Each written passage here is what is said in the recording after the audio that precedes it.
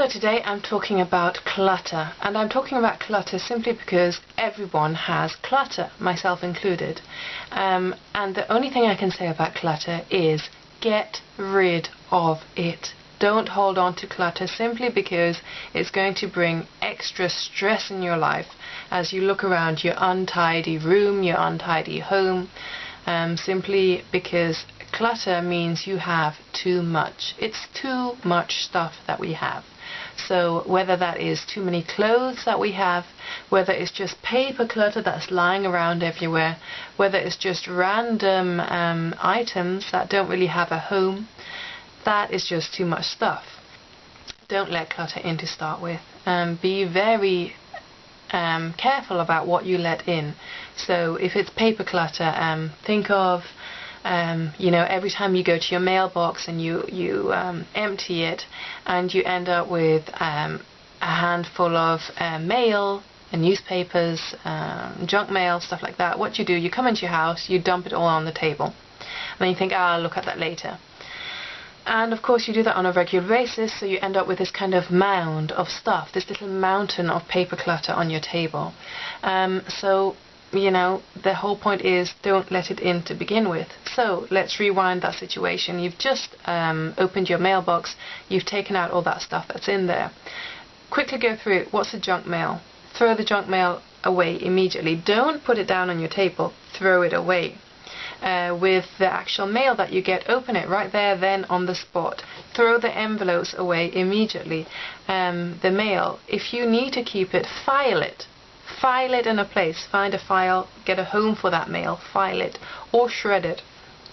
And with newspapers or magazines that you get, fine, you can get it, but remember, throw last week or last month away. Recycle that. Don't hold on to it. Don't have this like mound of old magazines or newspapers. It's just taking up space. Secondly, go to your wardrobe, get a nice big plastic bag or 3. Open your wardrobe 15 minutes a day. Do this for only 15 minutes a day, perhaps once a week, twice a week, however much you want, but just 15 minutes a day. And think, have I worn this item in the last year? If you haven't, then really just put it in that plastic bag. And that plastic bag is going to be full of stuff that you're going to donate to charity. And I know it's very easy for people to be like, oh, but that's the dress that I wore to my graduation, or I don't know, this has a memory attached to it, blah, blah, blah, blah, blah. Well, the thing is, if you're not wearing it, then get rid of it. It's just taking up space. You know how it is when you've just done your laundry and you go to your wardrobe and you're like, okay, I want to put this laundry away. You open your wardrobe and you're like, right, I want to put it away, but to be honest, I don't really see any space. Okay, that's a problem. Your wardrobe is only so big, and that should be your absolute limit for the clothes that you have. If it doesn't fit into your wardrobe, if you can't comfortably fit it inside, then something has got to give. The third point I would give you is be very selective about what you buy. So don't just buy stuff because you're like, oh well, it's nice, it looks good, or I think I'll need that at some point. Be very strict about it and think, how many similar items do I already have? Most of us, generally, we tend to buy variations of the same thing. And it's like, do I really need like my 10th black top? Do I really need it, Do I really need my 10th pair of trainers? Seriously, think about it. Do you? And if you decide that you do really need something, then something in your wardrobe has got to give to make space for that item. So, say you buy a new top, fine. Go to your wardrobe, open up your wardrobe, look for a similar top that is going to, be the one that is going to give, So your new item is going to replace an old item, which is going to go. It's going to go to charity. And all in all, I'd say it's rather like cash flow.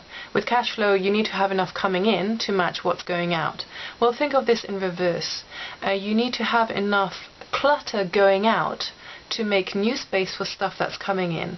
And you might think, well, I don't normally buy much stuff or whatever. No. I mean, I'm sure you don't, but the thing is, stuff comes in anyway. It comes in so insidiously, so secretively, right?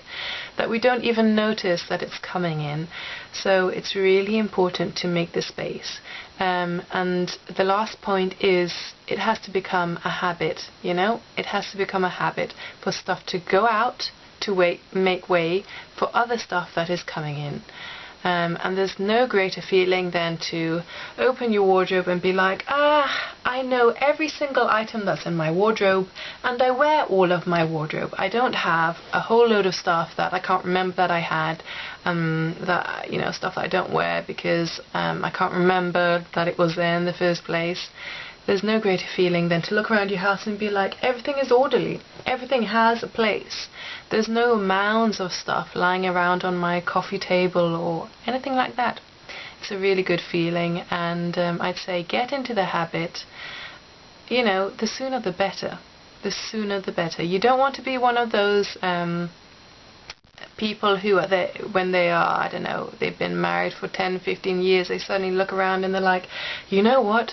We need to buy a bigger house because our stuff doesn't fit into this house anymore. Don't be one of those couples, or one of those people, you know, that just accumulates too much stuff and then thinks, oh, the problem is that I live in a space which is too small. You do not live in a space which is too small. You have too much stuff. Get rid of it.